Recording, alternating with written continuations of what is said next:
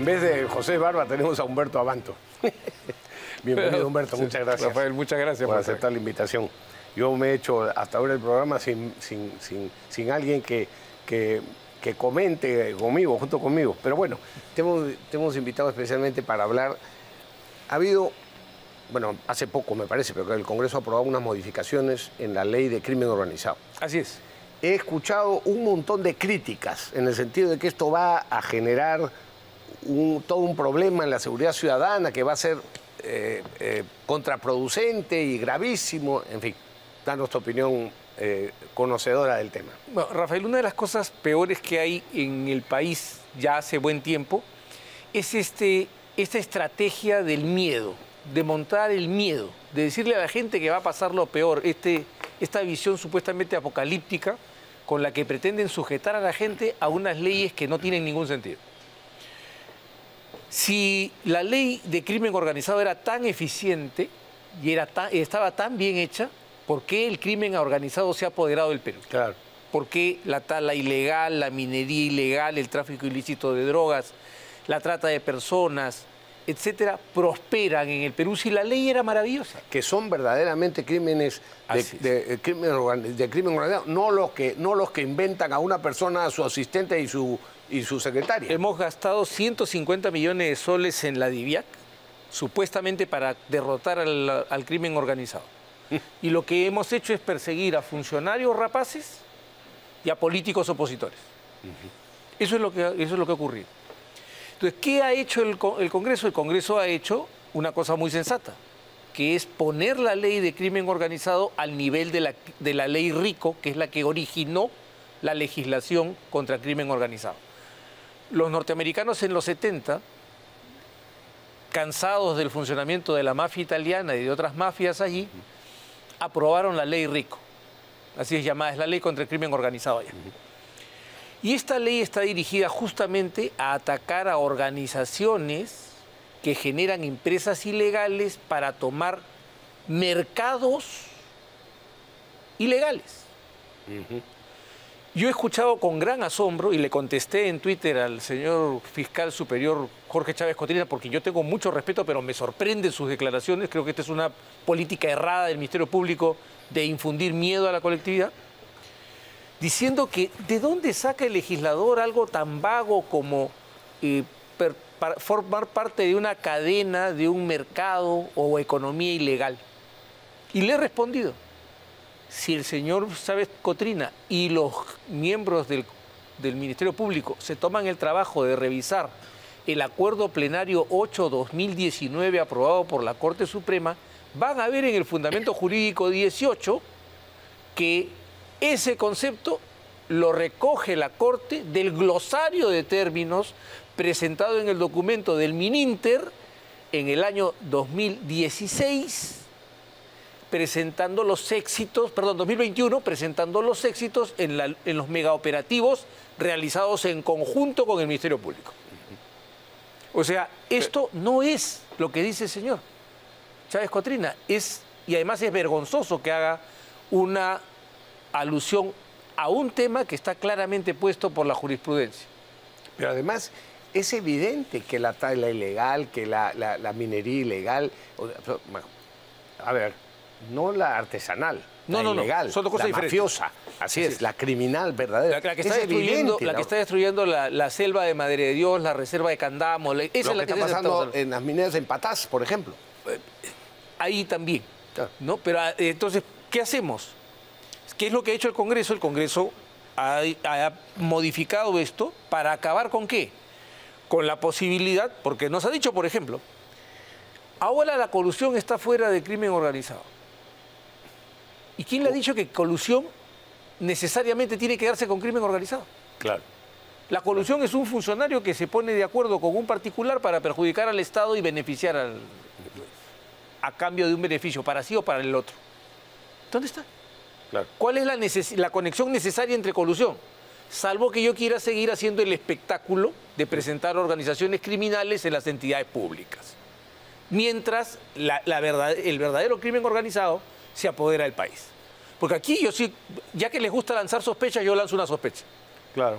¿Por qué se han concentrado en la persecución de funcionarios rapaces y, lo que no está mal, por supuesto, y políticos opositores, lo que sí está muy mal, mientras el crimen organizado auténtico avanza. O sea, lo que venían haciendo y han hecho muchas veces es que en lugar de acusar, y iba a decir solo por colusión, que ya es grave, porque no sé cuántos años son de esto, pero es grave, ¿no? Máximo 15. Bueno. Mínimo 8, máximo 15. Ya, pero lo que querían era siempre acusar por crimen organizado, aunque no lo fuera, ¿no? Para que pudieran tener más tiempo y más exposición. Pero no solo eso, sino para lograr el flash de los medios de comunicación. Claro. Para lograr... Crimen organizado. ¿No? Suena más. Pero no, yo digo, qué curioso que si uno mira los números, el auténtico crimen organizado se ha disparado. ¿Quién ha ganado con esto? Claro. Alguien que tiene que estar ganando con esto. Y estoy seguro que no son solamente los criminales organizados. Claro.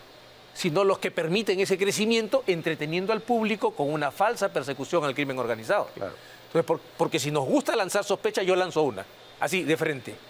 ¿Quién está recibiendo dinero por dejar que crezca el crimen organizado en el Perú? Claro.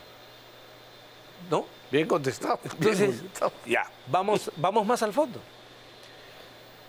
Se ha presentado, el crimen organizado se ha convertido en una cosa ridícula en la que si 3 muchachos roban una bicicleta, es crimen organizado. Miren el caso de Pedro Pablo Kuczynski. A mí, Kuczynski no me simpatiza, creo que hizo un gobierno desastroso y lo peor que hizo fue aliarse con los caviares y más grave que aún habiéndolo metido preso y sometido a la situación en que estuvo, todavía siga diciendo que eran sus aliados y que no son demócratas. Pero en fin, bueno, cada uno es dueño de sus opiniones. Pero el punto aquí central es que Kuczynski es procesado por crimen organizado por su secretario y su chofer. Sí, y su chaqueta. Entonces, ¿para qué? Para lograr 36 meses de prisión. Y este es el castigo que se merece Kuczynski, que me disculpe con eso.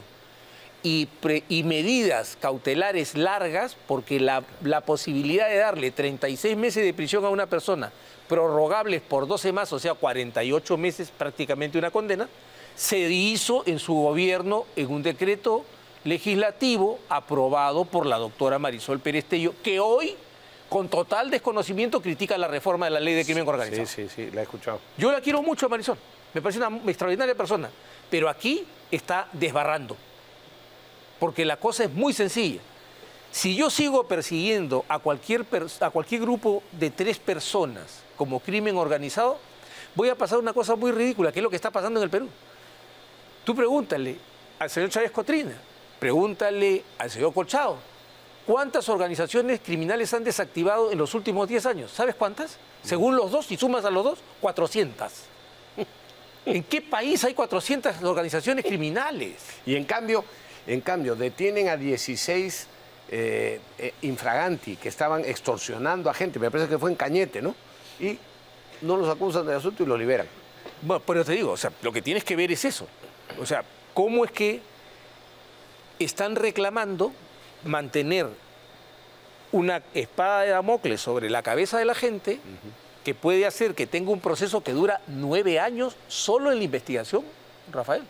Son 36 meses de diligencias preliminares de investigación, 36 meses de investigación preparatoria, prorrogables por 36 meses más. O sea, te pueden tener 9 años solo en investigación.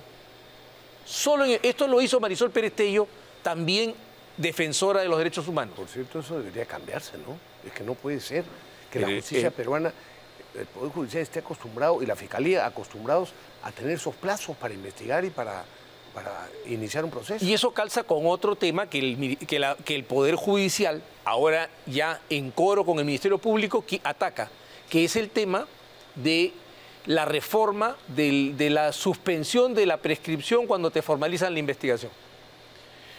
Ah, claro. En el Perú, históricamente, la prescripción se ha suspendido solo cuando había una causal que impedía que el proceso avance. Por ejemplo, si eres un parlamentario y tenías inmunidad, entonces, como no avanzaba, parabas el cómputo de la prescripción. Correcto. Mientras eras funcionario congresista, como no podía ser acusado... Salvo que avanzara la acusación constitucional, claro, si eso no pasaba, no corría el plazo. Correcto. Está suspendido. Empezaba a correr cuando dejabas de ser congresista o funcionario público. Si te escapabas del país y tenían que extraditarte, también se paraba el cómputo. Correcto. los retardatarios y antihistóricos que hicieron el Código Procesal Penal, que la gente cree que es muy garantista, pero es todo lo contrario, ¿ya? Es como un ingenio azucarero. Tú metes una caña y sale bagazo. Tú metes un ser humano y sale un ser destruido en este proceso. ¿Qué hicieron? Crearon una suspensión. Cuando el fiscal formalice la investigación, se suspende la prescripción. O sea que por 9 años pueden estar haciendo tesis y se ha suspendido la prescripción. Entonces, ¿por qué se suspende? ¿Qué es lo que no puede hacer el fiscal? Si cuando en las diligencias preliminares no puede pedir medidas graves, cuando formaliza sí puede. Entonces, ¿qué es lo que no puede hacer el fiscal? Que tienes que parar el cómputo de la prescripción. Claro. Nada. ¿Qué es lo que les interesa al Ministerio Público? Tener una investigación inagotable y al juez tener un juicio que dure 800 años. No le importa que el tipo muera o que le pasen cosas como está pasando con el general Rivero, por ejemplo. ¿No? Claro. Entonces, o con los marinos que develaron los marinos del frontón. ¿Qué ha sucedido? Con una ignorancia brutal, la Corte Suprema ha dicho, esto es inconvencional. Y han hecho, no lo han dicho textualmente, pero han hecho un control de convencionalidad. ¿Qué dicen? Está la convención. El invento ese de la Corte Interamericana. No, pero no importa. Eso es razonable. De alguna manera está avanzando inclusive en el sistema europeo, pero te explico cómo funciona bien. Como los derechos humanos son universales y hay tratados internacionales y hay órganos de control, esas interpretaciones es bueno que ingresen a las sociedades, pero hay que saber aplicarlas.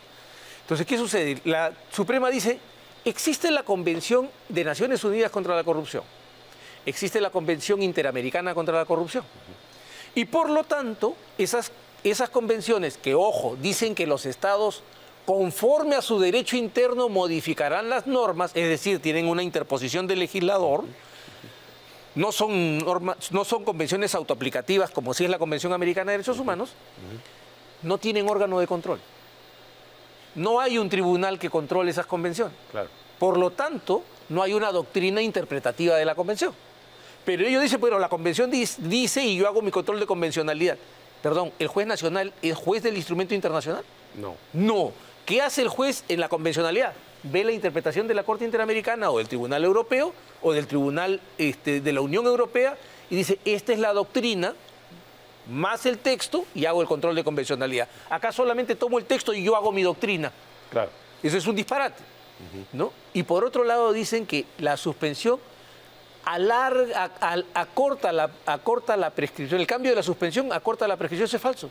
Los plazos de repíteme eso que me perdí. El recortar la suspensión lo que permite es acortar los plazos de prescripción. Eso es falso. Porque el plazo de prescripción sigue siendo el mismo. Claro. Que más bien se alarga por una suspensión sin razón alguna. Pero es que lo que tenemos que tener claro es que el Perú, desde hace 20 años y más, viene entregado a una visión estalinista del proceso penal. Correcto.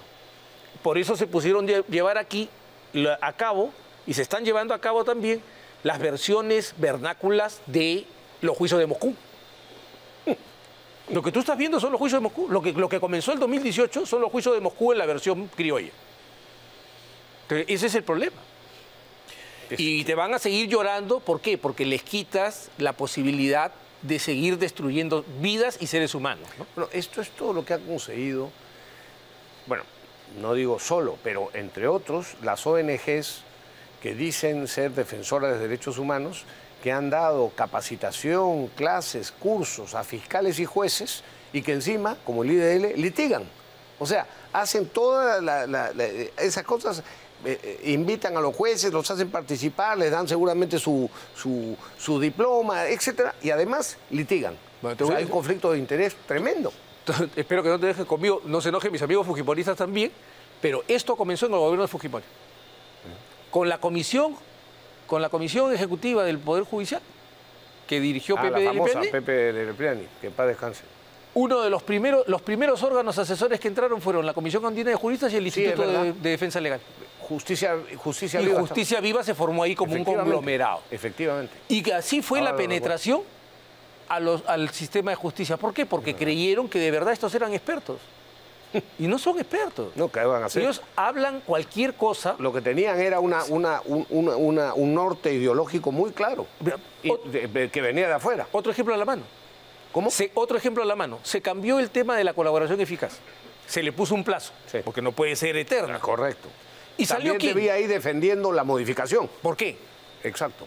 Porque salió el señor Ugaz a decirle al Perú que ya no iba a funcionar la colaboración eficaz. No, ya se terminó la colaboración eficaz, los mafiosos, los corruptos han logrado su propósito. Y yo le tuve que recordar al país que se hizo una ley de colaboración eficaz cuando él era procurador. Y se hizo el reglamento cuando él era procurador.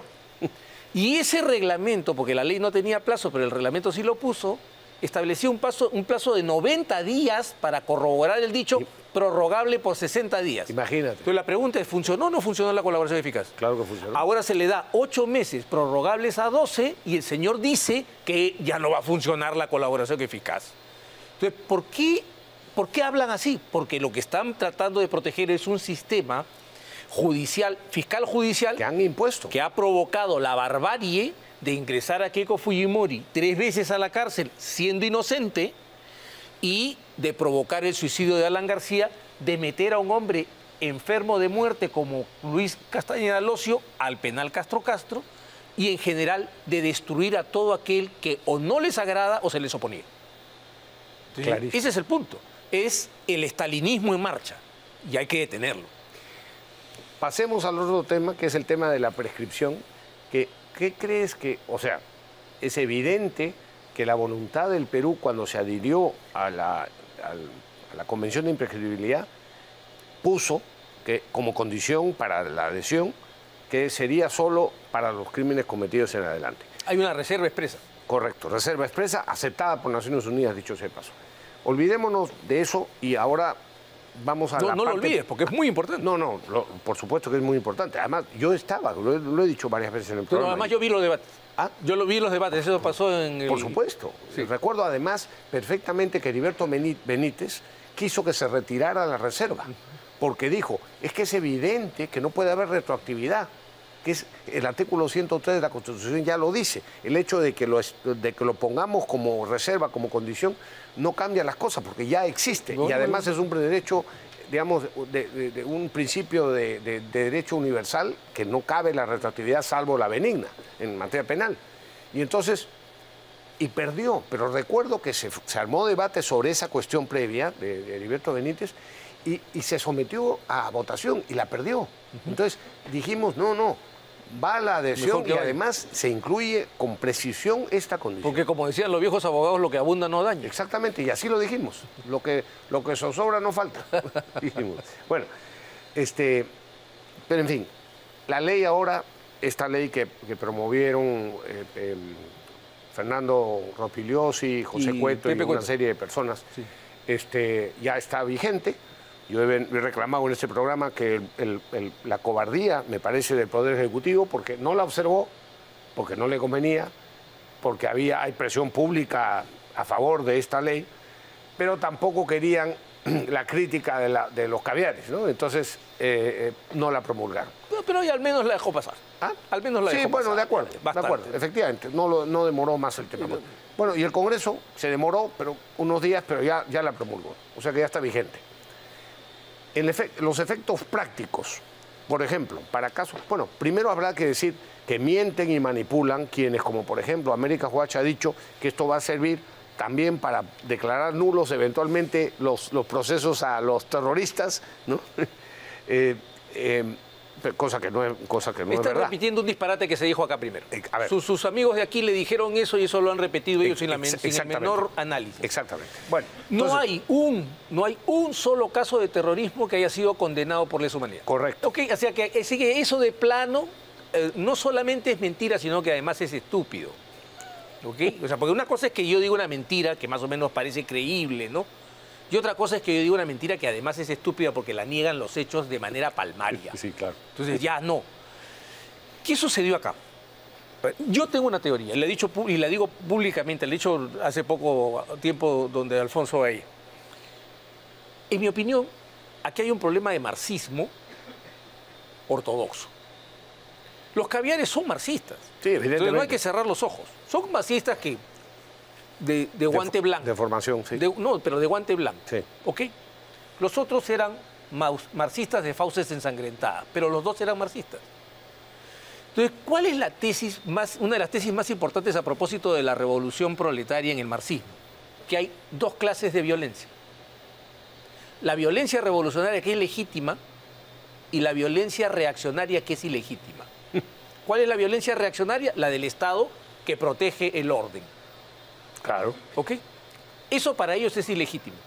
Sí. Entonces, como es ilegítimo, y como se derrotó a Sendero Luminoso en el brillante trabajo que se hizo desde el Estado y que culminó en esa tarea fenomenal que hicieron Benedito Jiménez Vaca y Marco Miyashiro, desde el GI, ellos tenían que encontrar una forma de que la próxima vez no haya resistencia. Exacto. Entonces decidieron inocularle el virus del SIDA al Estado peruano. El SIDA no funciona el aparato de defensa, el sistema inmunológico no funciona. Nuestras Fuerzas Armadas son el sistema inmunológico. Entonces le han metido el SIDA. ¿Y cómo es el SIDA? El SIDA es, te voy a perseguir por vencerme. Te voy a perseguir por toda tu vida. Sí, no, mira, lamentablemente tenemos que ir a una pausa, Humberto, y se nos ha acabado el tiempo prácticamente, pero para ese tema, para profundizar en eso, te volvemos a invitar pronto. Cuando quieras. Espero que incluso el próximo programa. Vamos a la pausa, ¿no? Ya, volvemos.